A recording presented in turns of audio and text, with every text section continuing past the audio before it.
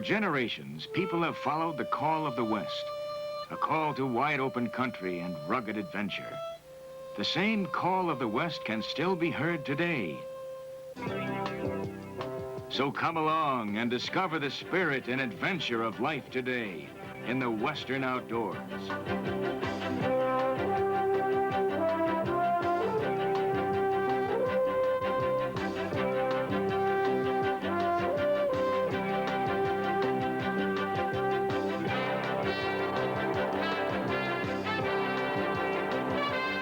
Join me, Ron Hayes, and together we'll experience life and explore the great outdoors. You'll meet the people who still have that pioneering spirit to brave the high country and face the unknown. People with a quest to go where the air is clean and the water is pure.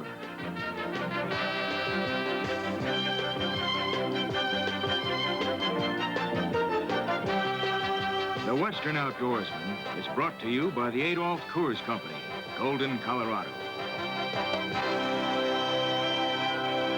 Welcome to the Western Outdoorsman. Today we'll try the ancient sport of falconry with a rare peregrine falcon. We'll travel above timberline for a close look at bighorn sheep, and we'll discover a great way to catch battling striped bass. The action starts right after this message.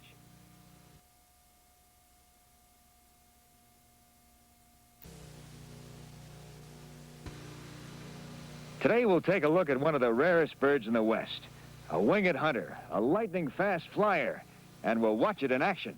The peregrine falcon, the fastest animal in the world. It has the ability to fly over 200 miles an hour. Even with this ability to perform its predatory functions, at one time it was doomed to extinction. Today, thanks to a band of dedicated scientists, it's winning its fight for survival.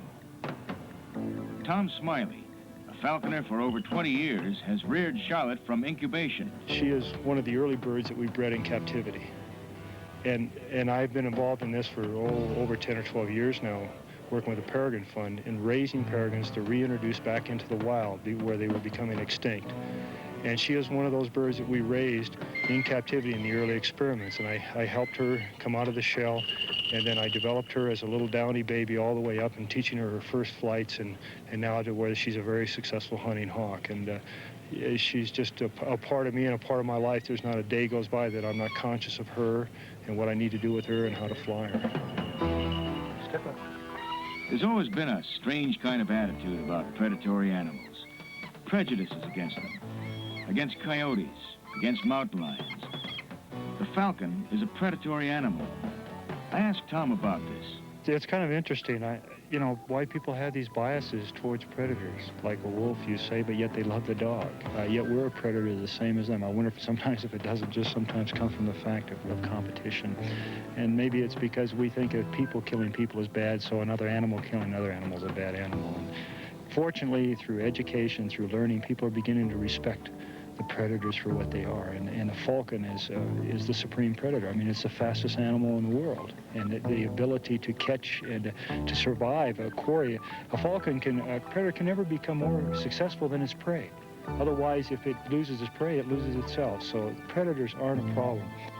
Any animal that becomes too numerous and will ruin its own environment. It'll wipe itself out by sickness and disease if it becomes too numerous. And the predators are a control for that. And they prey, for the most part, on weaker animals. The peregrine falcon is on the endangered species list, isn't it? Or hasn't it been for a long time? Well, the peregrine's doing much better. And the Fish and Wildlife Service has been working and studying this bird for a long time. And it has been a biological barometer of what the chemicals are in the environment. And the chemicals that are sprayed for insects are picked up by the birds in which the peregrine feeds on, and it accumulates in their body. And since we've cut down on the DDT use, for example, and eliminated that and other chemicals like this, the peregrines are starting to recover. Unfortunately, in some areas of the country, they became completely extinct. East of the Mississippi, for example, is a nesting bird. So we're raising these birds in captivity, which Charlotte is a part of the captive rearing program. And then we're reestablishing peregrines that are raised in captivity back at places where they were found. And in this way, we can hopefully get peregrines back in the sky where they belong. The peregrine falcon has also become an avocation for Tom. I asked him exactly how he goes about hunting with Charlotte. Well, the first thing I do is I drive until I find a good flock of crows, and I like to have a large number of them for her to work, and I see them in the field, and I have to be careful because if I hunt the same fields or something too much, the crows recognize my truck. They're a very intelligent quarry, and so I have to be careful, and I can't get too close to them. Then I slip the radio telemetry on. It's a beacon that I can track her in case I lose her. And I put that on her, and then I take the jesses and stuff off, and I slip her off my gauntlet at the crows in the field. Tom's love for this bird is apparent in his handling as well as in every word he speaks about her.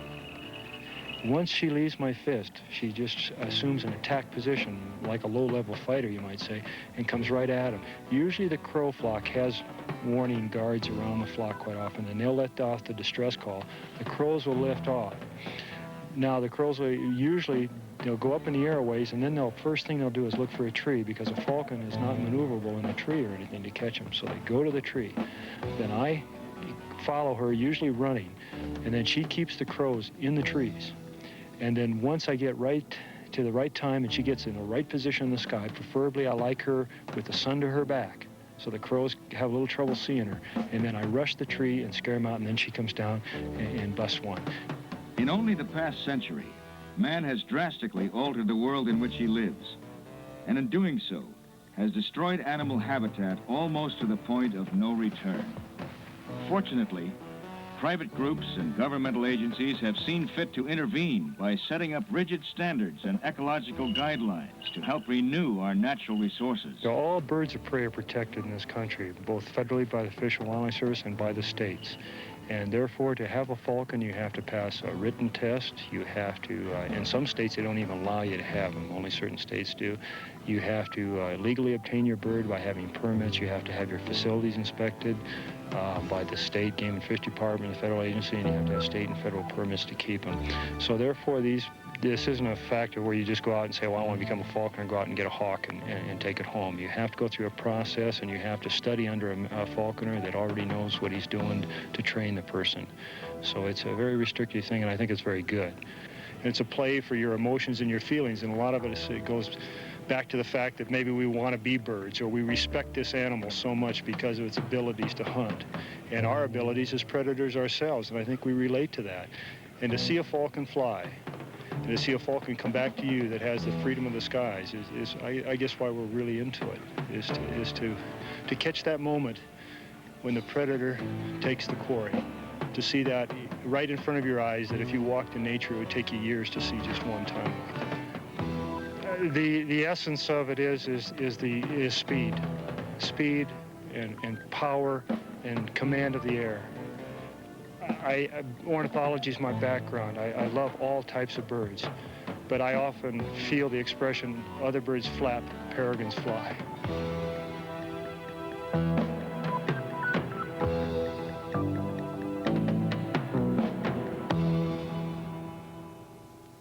I hope you enjoyed today's Western Outdoorsman.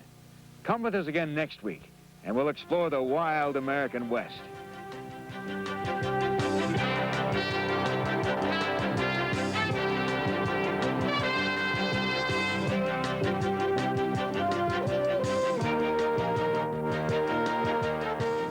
Western Outdoorsman, a Glenn Lau production, has been brought to you by the Adolph Coors Company, Golden, Colorado.